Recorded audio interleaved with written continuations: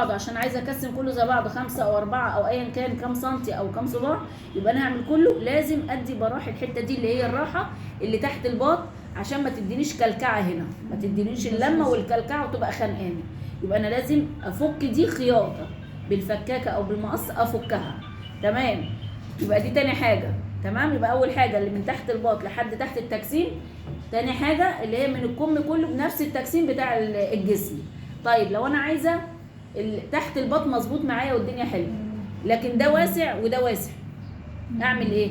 يبقى انا هاجي اشوف الوسع قد ايه، مثلا 4 سم، افضل امشي الكم كله 4 سم 4 سم 4 سم واجي على ما فيش، على ما فيش، يبقى تحت الباط هوصل على ما فيش، وابدا من بعد تحت الباط تاني ابدا اخش بقى تاني، ابدا اخش تاني. يبقى انا من الكم جبته كده على ما فيش، وببدا من عند الوسط برضه هبدا من تحت الباط لحد الوسط تقسيمته قد ايه على ما فيش. يبقى انا عندي الثلاث تقسيمات الاساسيه بتاعه العبايه، من تحت الباط تقسيمه البدن بس، من تحت الباط لحد تقسيمه الوسط وعلى ما فيش، على واسع، ماليش دعوه بالجناب ولا العنش.